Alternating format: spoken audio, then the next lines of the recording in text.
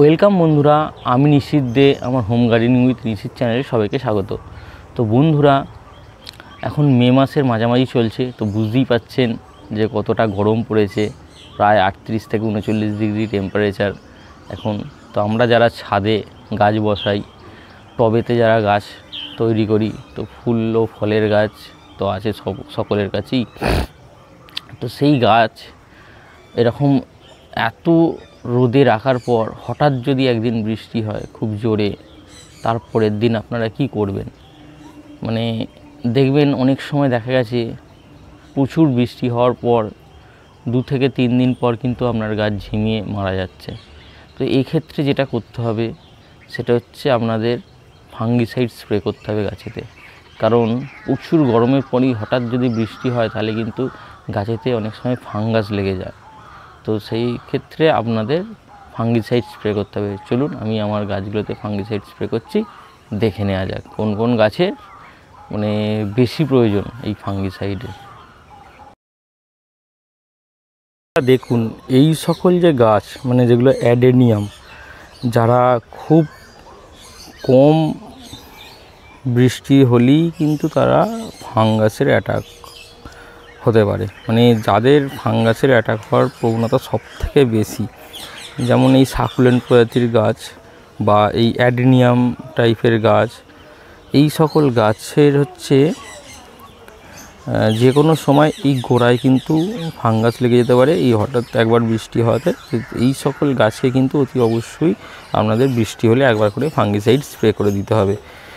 এছাড়া আপনাদের কাছে যদি লণ্ঠন জবার গাছ থাকে, সেই লণ্ঠন জবার গাছও কিন্তু খুব তাড়াতাড়ি কিন্তু ফাঙ্গাসের অ্যাটাক হয়। বা দোপাটি ফুলের যদি গাছ বসিয়ে থাকেন বা নয়নতারার যদি গাছ বসিয়ে থাকেন, তাহলে সেই সকল গাছগুলোকে কিন্তু আপনাদের বৃষ্টি হলেই কিন্তু ফাঙ্গিসাইড একবার করে স্প্রে করে দিতে হবে। আরও একটা যেটা করতে হবে, এই দেখুন, যদি অনেক বৃষ্টি হয় তাহলে কিন্তু গাছের গোড়ায় যদি এরকম জল জমে যায় তাহলে কিন্তু সেই জলটাকে অতি অবশ্যই এরকমভাবে ফেলে দিতে হবে। তো এই জল যদি জমে থাকে তাহলে কিন্তু ফাঙ্গিসাইড যতই দেন ওই জল থেকে কিন্তু গাছেতে খুব সহজে ফাঙ্গাস লেগে যাবে এবং সেই ফাঙ্গাস থেকে গাছকে আক্রান্ত করে আপনাদের গাছ হঠাৎ যেদিন রোদ উঠবে দেখবেন গাছ মারা গেছে। তো চলুন আমি ফাঙ্গিসাইড এই আমার স্প্রে বোতলে নিয়ে নিয়েছি।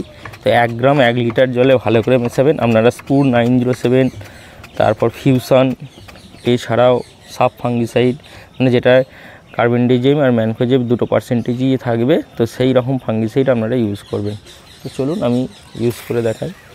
এই দেখুন, তো যেখানে ফুল আছে কিন্তু সেখানে ইউজ করবেন না। এই দেখুন, এই যে পুরো একদম যতগুলো পাতা ও কাণ্ডে বা এই গোড়ার অংশে, কিছুটা গোড়াতেও আপনারা দিয়ে দিতে পারেন।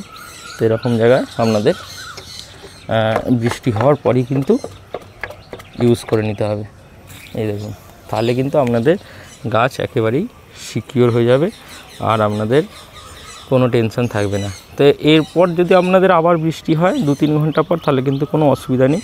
আপনারা এখন যেহেতু ফাঙ্গিসাইড দিয়ে দিলেন, তো এটা আবার আপনারা 15 থেকে 1 মাস অন্তর একবার দেবেন। যদি তার মাঝে না দেওয়া থাকে তাহলে কিন্তু বৃষ্টি হলেই আপনাদের আবার দিতে হবে। বন্ধুরা, এছাড়া আপনাদের এই জবা, লণ্ঠন জবা তো আগেই বললাম, এবং গোলাপ, এই দুটো গাছে কিন্তু আপনাদের ফাঙ্গিসাইড এই বৃষ্টি হওয়ার পর দিতেই হবে। তো গোলাপ গাছে তো অতি অবশ্যই দিতে হবে, নাহলে কিন্তু যখনই দেখবেন সূর্যের আলো উঠেছে দেখবেন আপনার 2-1টা গোলাপ গাছ ঝিমিয়ে মারা যাচ্ছে। তো এদেরকে কিন্তু একেবারে আপনাদের ফাঙ্গিসাইড স্প্রে করতেই হবে, নাহলে কিন্তু এদের ফাঙ্গাস লেগে যাওয়ার প্রবণতা অনেক বেশি থাকে এবং এই হঠাৎ বৃষ্টির পরেই কিন্তু আপনার গাছ মারা যেতে পারে। তো চলুন, এই যে আমার গোলাপ গাছ, আমি দেখছি ফুলটা যেখানে হয়েছে সেখানে কিন্তু আমি দিচ্ছি না, কারণ ফুলটা তাহলে নষ্ট হয়ে যাবে। তো এই গোলাপ গাছ, কলিয়াস গাছ থাকলে সেখানেও আপনারা দিতে পারেন, কারণ এরাও খুব সহজে গোড়াটা এদের পচে যায় যদি ফাঙ্গাস লেগে যায়। তো আপনাদের গোলাপ গাছ, জবা গাছ কিন্তু আপনাদের দিতেই হবে। আর বন্ধুরা, যেটার সব থেকে বেশি প্রয়োজন, যদি আপনাদের এই চন্দ্রমল্লিকা বা ডালিয়া গাছের কালেকশান করে রাখা থাকে, যেটা থেকে আপনারা শীতের জন্য চারা বানাবেন, তো সেই গাছে কিন্তু বৃষ্টি হলেও অতি অবশ্যই আপনাদের ফাঙ্গিসাইড স্প্রে করতে হবে। দেখতে পাচ্ছেন আমার মাদার গাছগুলো কতটা হেলদি আছে। এই ফাঙ্গিসাইড না স্প্রে করলে এরা কিন্তু একটাও বাঁচবে না, এরা কিন্তু সব মারা যাবে।